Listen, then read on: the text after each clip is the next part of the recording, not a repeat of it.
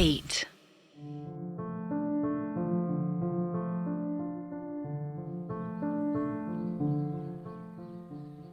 वेदा उस मेंशन की छत पर खड़े थे जिससे 3 दिन पहले आर्यन की दोस्त प्रिया गायब हो गई थी। छत पर शराब की बोतलें, सिगरेट के टुकड़े और कुछ मरे हुए कौवे पड़े थे। और जो कहानी राहुल ने बताई थी और जो कहानी उस मेंशन की है, उसके मुताबिक घर के सबसे छोटे बेटे ने जब लव मैरिज की तब से कुछ कुछ कौवे घर के ऊपर आकर मरने लगे। पर जब उनका पूरा परिवार गायब हो गया तो छत पर बस कौवे ही कौवे थे जो मरे हुए थे। पर इसके बाद कोई भी कौवा छत पर नहीं मरा। और कितने ही लोग मेंशन में आए, कोई दारू पीने आया, कोई पत्ते खेलने और कोई तो अपनी जिस्म की भूख मिटाने। पर तब भी ना तो वो बुक सामने आई जिसका नाम है बुक ऑफ कीपिंग, और ना ही कोई कौवा छत पर मरा, और ना ही कोई गायब हुआ। एक राज था प्रिया के गायब होने के पीछे। और कहीं ना कहीं वेदा को यह यकीन था कि प्रिया जो गायब हुई है उसका लिंक सीधा उस बुक से है, क्योंकि इतने लोग आए गए पर आज तक वो बुक नहीं आई। पर प्रिया के आते ही वो बुक आ गई और कौवे भी छत पर आकर मर गए। आखिर क्यों? इस बात का राज कहीं न कहीं इस मेंशन में ही छुपा हुआ था और इसका संबंध उस परिवार के साथ था। पर क्या यही वेदा सोचने में लगे हुए थे? हालांकि ये बात भी भुलाई नहीं जा सकती कि वेदा को इस मेंशन में किसी भी भूत प्रेत की मौजूदगी सेंस नहीं हुई, और उसका कारण भी वेदा ने दिया कि इस मेंशन में कुछ ऐसा है जिससे भूत प्रेत भी डर रहे हैं। पर आखिर कौन है वो? वेदा अभी भी ये सब सोच ही रहे थे कि उन्हें पीछे से किसी के आने की आवाज सुनाई दी।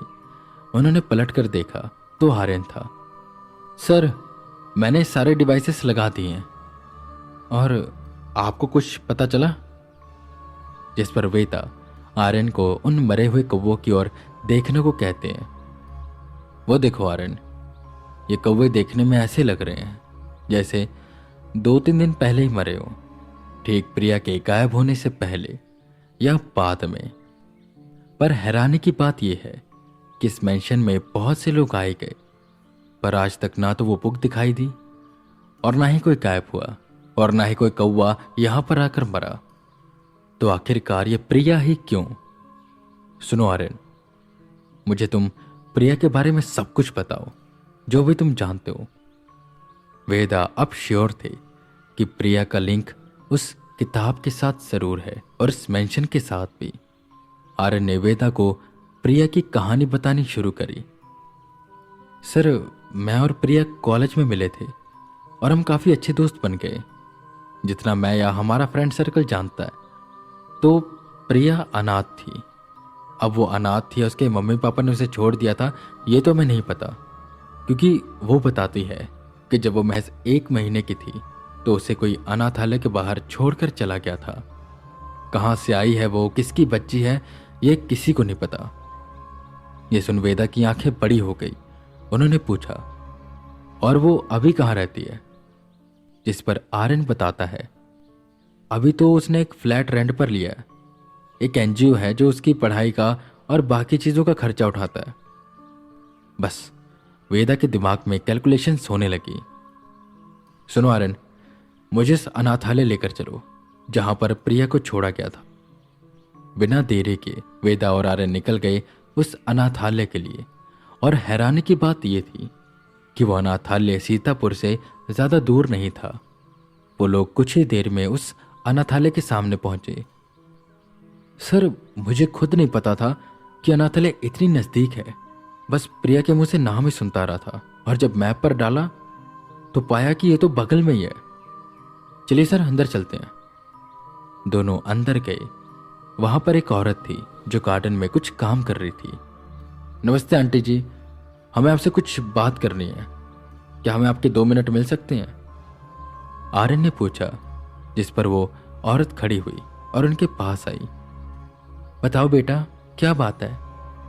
जिस पर वेदा ने जेब से प्रिया की फोटो निकाली और कहा, क्या आप इसे जानती हैं? इसका नाम प्रिया है और यह आपके अनाथालय में ही थी। प्रिया की फोटो देख वो थोड़ी सी हैरान हुई और बोली, हाँ, जानती हूँ, पर अब ये हमारे साथ नहीं रहती और हमें इसके बारे में ज़्यादा कुछ नहीं पता। आप जा सकते हैं। वो काफ़ी हड़बड़ी में लग रही थी। वेदा समझ गए कि ये कुछ ना कुछ छुपा रही हैं। सुनिए, हम जानते हैं कि आप हमसे कुछ छुपा रही हैं। देखिए, इसकी जान खतरे में है, तो अगर कुछ भी आप जानती हैं तो प्लीज़ बता दीजिए। ये सुन उस औरत के बढ़ते कदम रुके और वो पलटते हुए बोली, क्या प्रिया की जान खतरे में है? हमें तो लगता ही था कि एक न एक दिन कुछ ऐसा होगा। वेदा और आर्यन दोनों हैरान हुए और पूछने लगे कि उन्हें ऐसा क्यों लगता था। जिस पर वो पहले उन्हें अंदर लेकर जाती है उस अनाथालय के और बताने लगती है कहानी प्रिया की। बेटा, मैं तब इस अनाथालय में नई नई आई थी। एक रात में ही गार्डन में टहल रही थी और देख रही थी कि सब बच्चे अंदर चले गए हैं कि नहीं। तब मुझे किसी के दरवाजा खटखटाने की आवाज़ सुनाई दी।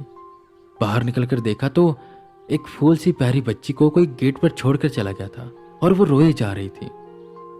अक्सर ऐसा होता है, जिसको बच्चे नहीं चाहिए होते वो उसे अनाथालय के सामने छोड़कर चले जाते हैं।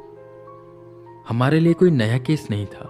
हमने उसे उठाया और रख लिया और उसे नाम दिया प्रिया।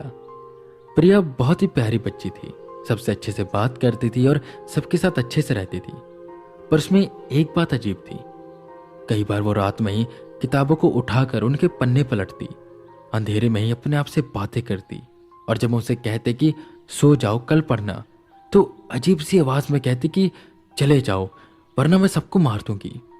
हमें हमेशा ऐसा लगा कि उसके ऊपर कोई ना कोई बुरा साया है, पर क्योंकि वो तेज थी, पढ़ाई लिखाई में और खेलने में भी अच्छी थी, तो एक एनजीओ ने उसकी सारी जिम्मेदारी उठा ली, उसका खाना पीना रहना सब कुछ। फिर वो यहाँ से चली गई, पर जब तक वो इस अनाथालय में थी रोज कोई ना कोई भूतिया घटना होती रहती थी और ये सारी भूतिया घटना उसके आसपास ही होती थी। वेदा ये सुन कहीं ना कहीं डॉट्स को लिंक करने लगे। उन्होंने उन औरत का धन्यवाद किया और अनाथालय से बाहर निकले। मैंने कहा था ना, प्रिया का कहीं ना कहीं इस बुक के साथ संबंध है और इस मेंशन के साथ भी। शायद मुझे पता चल गया है कि हुआ क्या था वहां पर यह बात अलग है कि कुछ सवालों के जवाब मुझे अभी भी नहीं मिले। वेदा ने कहा, जिस पर आर्यन ने पूछा, क्या सर? वेदा आगे की ओर बढ़े और बोले, प्रिया खून है शायद उनका जो इस मेंशन में रहते थे। किसकी बेटी है ये मैं तो नहीं जानता, पर जो भी उसे अनाथालय के सामने छोड़ कर गया वो इसलिए छोड़ कर गया होगा ताकि प्रिया बच सके, क्योंकि उस रात उसका पूरा परिवार गायब ही हो गया था। और जब प्रिया भाग्य का लिखा कहीं या कोई संयोग उसी मेंशन में जा पहुंची जिससे उसे निकाला गया ताकि वो बच सके और सही सलामत रहे, और वो गायब हो गई। और शायद इसी वजह से सिर्फ उसके सामने बुक आई और वही गायब हुई, जैसे बहुत सालों पहले उसका परिवार गायब हुआ था। यह सुन आर्यन बिल्कुल हैरान हो गया और बोला, तो सर अब हम क्या करें? कैसे लाएंगे उसे बाहर? क्योंकि सर वो बुक तभी बाहर आएगी जब उनके परिवार का कोई जाएगा, पर वो अपने परिवार की आखिरी बची थी, तो अब हम कैसे? वेदा ने आर्यन को शांत रहने को कहा और बोले, अगर प्रिय वहां पर जाए तो वो बुक वापस आ सकती है। वेदा की बात सुन आर्यन हैरान हुआ, पर सर प्रिया तो गायब हो चुकी है ना, तो वापस कैसे जाएगी उस मेंशन में? जिस पर वेदा मुस्कुराए, तुम उसकी चिंता मत करो, मेरे पास एक प्लान है। अगर ये काम कर गया तो वो बुक हमें मिल जाएगी और हम प्रिया को बचा पाएंगे। बस तू एक बात बता, उसके फ्लैट की चाबी किसके किसके पास होती है? आर्यन ने सोचा और कहा, सर उसके फ्लैट की एक ही चाबी है और वो हमेशा उसी के पास रहती है। पर हाँ, जब वो मेंशन में जा रही थी तो उसने अपना बैग कार में छोड़ दिया था। तुम्हें भी उसके फ्लैट की चाबी उस बैग में ही हो। बस ये सुन एक उम्मीद की किरण जागी।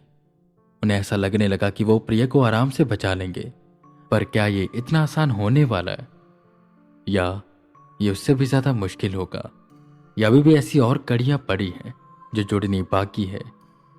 वेदा के सामने सवाल अभी भी वैसे के वैसे ही खड़े थे।